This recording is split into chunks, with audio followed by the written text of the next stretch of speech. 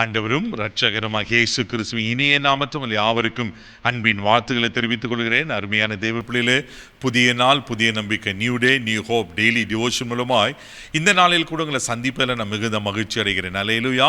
இன்றைக்கு கூட கர்த்தர் நமக்கு கொடுக்கிற வார்த்தை என்ன? தானியேல் தீர்க்கதரிசன புஸ்தகம் 3ஆம் அதிகாரம் 30வது வசனத்தை கூட நான் வாசிக்க கேட்போம். பின்பு ராஜா ஷாத்ராக், மேஷாக், ஆபேத்நேகோ என்பவர்களை பாபிலோன் தேசத்திலே உயர்த்தினான். பாருங்க, சாத்ராக், மேஷாக், ஆபேத்நேகோ என்பவர்களை பாபிலோன் தேசத்துல உயர்த்தினான். யார் இது உயர்த்துறது? நேபுகாத்நேச்சார்.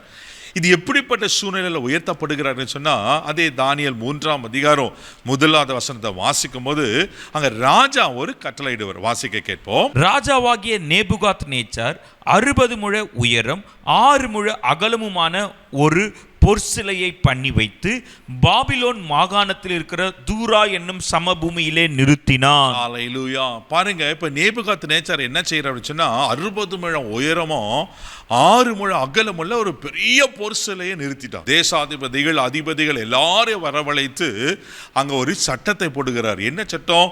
எக்காலம், நாதஸ்வரம், தம்புரு, இப்படிப்பட்ட இசைக்கருவிகள் எல்லாம் வாசிக்கும் போது சகல ஜனங்களும், பாஷைக்காரரும், கோத்திரத்தார் எல்லாரும் அந்த பொற்சிலையை பணிந்து கொள்ள வேண்டும்.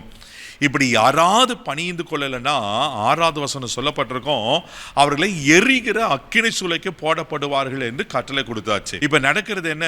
சாத்ராக், மேஷாக், ஆபேத்நேகோ என்பவர்கள் அவர் இந்த பொற்சிலையை பணிந்து கொள்ள மாட்டோம் என்கிறாங்க. ஏன்னா நாங்க ஆராதிக்கிற தேவன் ஜீவனுள்ள தேவன், அந்த தேவனை தவிர நாங்க வேற யாரையும் ஆராதிக்க மாட்டோம், தொழுது கொள்ள மாட்டோம் என்று அங்க உறுதியா இருக்கிறாங்க. தானியேல் 3ஆம் அதிகாரம் 16, 17 வசனத்தை கூட வாசிக்க கேட்போம். ஷாத்ராக், மேஷாக், ஆபேத்நேகோ என்பவர்கள் ராஜாவை நோக்கி, நேபுகாத்நேச்சரே, இந்த காரியத்தை குறித்து உமக்கு உத்தரவு சொல்ல எங்களுக்கு அவசியமில்லை.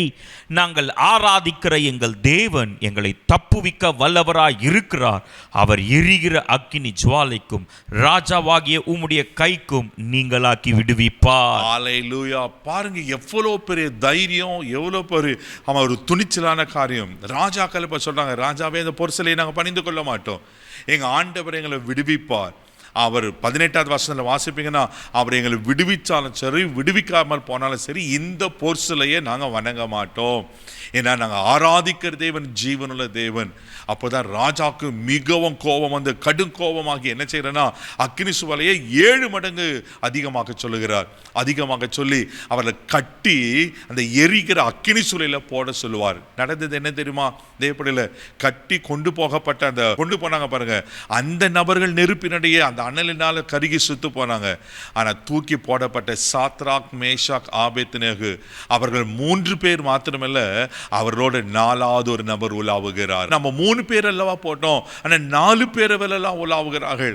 அங்க தீயினுடைய வாசனை கூட அவங்க மேல படலையா, அங்க மயிர் கூட தீந்து போகலையா. அப்படிப்பட்ட சூழ்நிலை தான் ராஜா பார்க்கிறாரு. ராஜாக்கு ஆச்சரியமா இருக்குது. அதே தானியேல் 3ஆம் அதிகாரம் 26ஆம் வசனம் கூட வாசிக்க கேட்போம். அப்பொழுது நேபுகாத்நேச்சர் எரிகிற அக்கினியின் ஜுவாலையின் வாசல் அண்டைக்கு வந்து, உன்னதமான தேவனுடைய தாசனாகிய ஷாத்ராக், மேஷாக், ஆபேத்நேகோ என்பவர்களே, நீங்கள் வெளியே வாருங்கள் என்றான்.